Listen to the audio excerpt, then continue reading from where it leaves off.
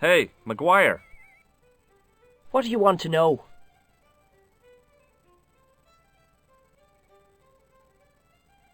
I heard that Pegram had found a legendary gem. That's right. It's been the talk of Lochman all week. You haven't seen the gem, have you? Hell no. I reckon Pegram made off with it. If I was him, I'd go to Amsterdam, chop it up and sell it. He could be living the life of Riley instead of digging holes. Are you sure Fitzgerald worked at the dig? Oh yes, it was him all right. Would I tell a lie? Well, he denies it. I saw them together only last night. I wish you'd told me that sooner. What were they doing? Pegram gave Fitzy a box. He didn't look too happy about it. I knew it. But how am I going to persuade him to part with it? Break his fingers. Nah, I couldn't do that. I could. Thanks for the offer, kid, but I'll try a more subtle approach. Chinese burns? Do you know where I could find Fitzgerald? He's inside, but you won't get no sense out of him. How come? Is he drunk? He's like a frightened rabbit. A real bag of nerves. Why, the fella's scared of his own shadow. What's Fitzgerald scared of? Everything and everyone. So I shouldn't have any trouble getting him to talk. He's a pushover, but don't scare him too much. Try the soft touch. Butter him up a bit. See you later, kid. Okay, mister.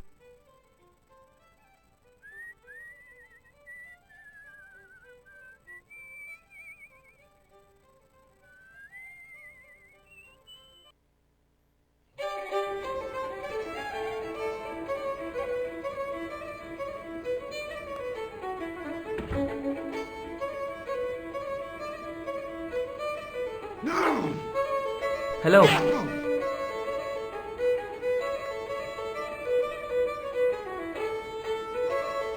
Maguire says he saw you working at the dig.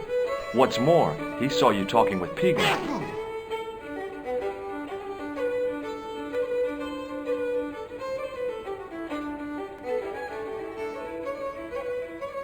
I knew this would happen. I knew I'd get caught. Just my luck. Grasped up by a delinquent and a dimwit. I need to talk to Professor Pegram, if he's still alive. What do you mean? Is he in danger? Yeah, you too, if I'm right. You're not from the Social Security. Hell no. What makes you think that? Well, I was claiming benefits at the same time I was working for Pegram. I'm not in a position to make judgments, Sean. That's between you and your conscience. All I want is to talk to Pegram about the gem. But he's not here. I know that, but he left that package with you, didn't he? What did Pegram find at the castle? The entrance to an underground chamber. It was filled with earth and rubble, and Pegram had us dig it out. We uncovered a secret room, a hidden chapel. Did Pegram find the gem in the altar room? I don't know. He made us leave and wouldn't tell us why. Half an hour later he came out, white as a sheet he was. He closed down the dig and locked up the castle, sent us all away. From the sound of it, Pegram had discovered more than just the gem. So where did Pegram go? I don't know. I swear it.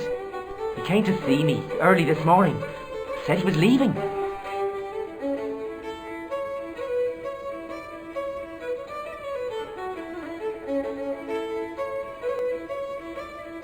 He asked me to give this package to a guy called Marquez. Show me what's in the package, Sean. I can't do that. Why not? I promised the professor. So what? You didn't have any qualms about your benefit scam. So where's the harm in taking a peek inside Pegram's package? You don't know these people. I can't. I don't dare. This is your last chance to show me the package, Fitzgerald. I've been patient with you, but now it's time to kick ass. But he'll kill me. Who will? The man from Paris. Jack Marquet. Pegram told me if I gave him the package unopened, I'd hear no more about it. But if I double-crossed Marquet, I'd be dead. I'll deal with Jacques Marquet. Give the package to me. No, why should I trust you? I don't know who to trust anymore. I wish I'd never even heard of the Lochmarn gem.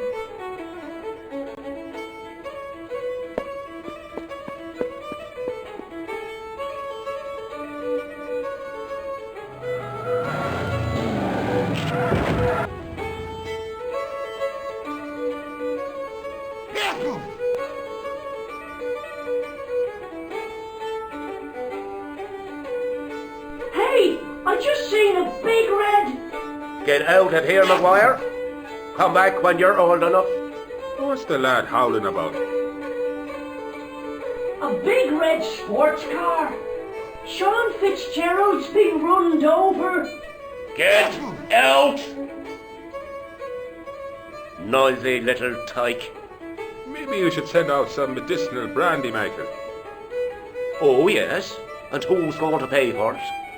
Not me. Me too, neither.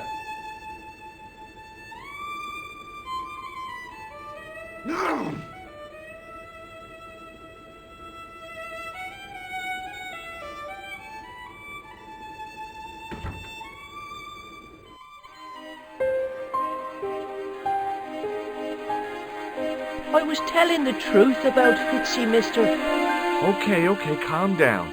Now tell me what happened. I was standing here, minding me own business, when I saw this beautiful red sports car coming up over the hill. Would you look at that, says I, and I going over to take a closer look. Next thing, Fitzy comes tearing out of the pub and nearly knocks me on my ass, but the car just flies at him. It was too fast for poor old Fitzy, and hit him an awful wallop. He goes flying up on top. Jesus, says I thought he was a goner. Next thing, the driver hops out, and I couldn't believe my eyes.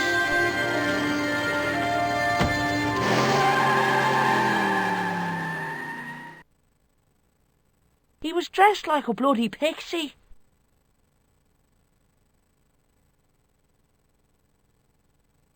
Did this pixie have a scar on his cheek? I couldn't see. He was wearing a stupid mask. Are you a special agent? Sorry to disappoint you, kid, but I'm not. Did Fitzgerald drop anything when he was hit? I didn't see. It all happened so fast. See you later, kid. Okay, mister.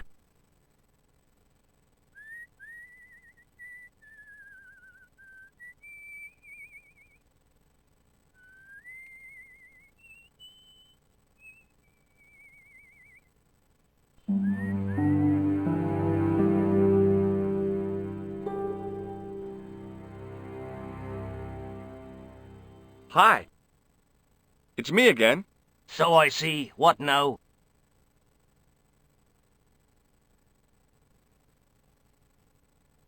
Did you happen to see a red sports car down on the road? I caught a glimpse of a flash of red on the hill and heard the racket.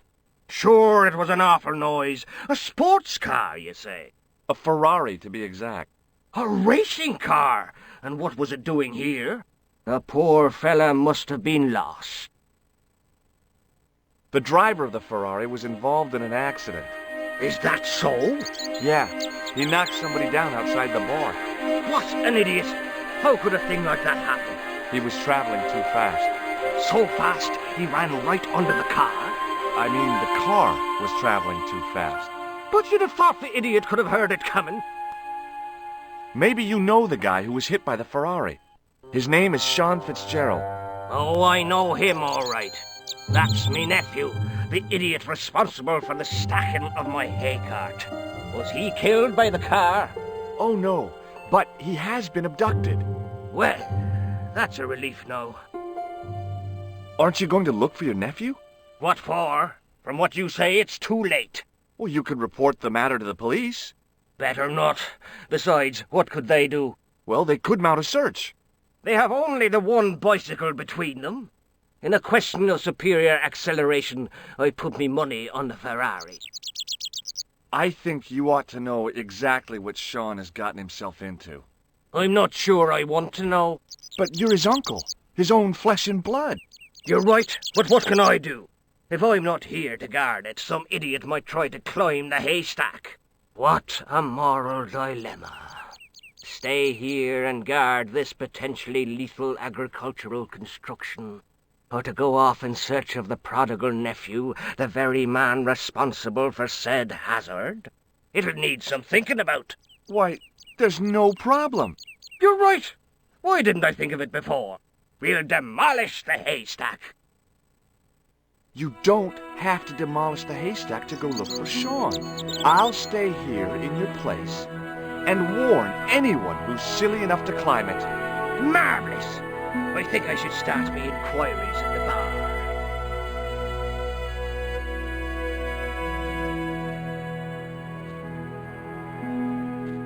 He strode off in the direction of McDevitt's bar, leaving me to contemplate the stack of hay.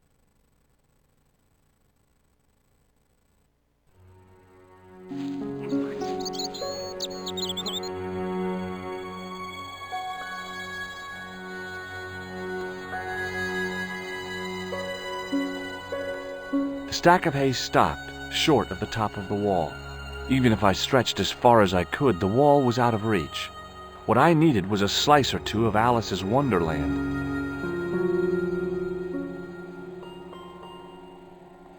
There was a narrow crack between two of the stones where the centuries-old mortar had crumbled away. I pushed my fingers into the narrow crack. It went back several inches into the rock.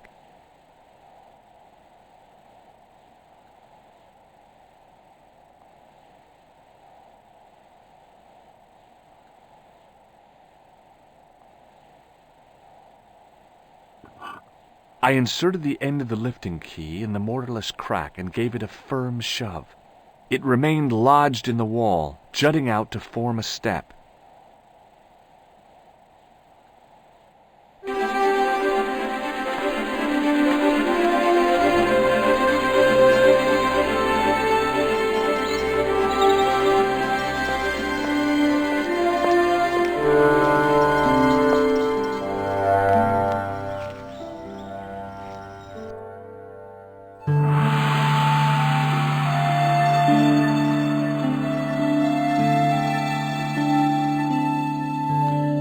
It was the fiercest, meanest-looking old goat I'd ever laid eyes upon.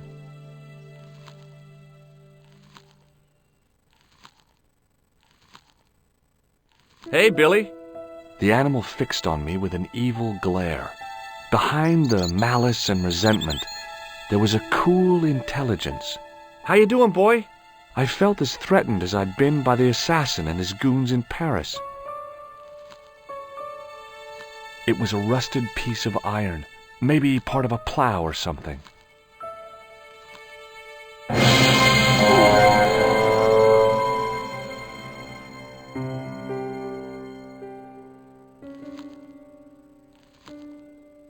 The goat's movements were restricted by a halter tied to a metal post.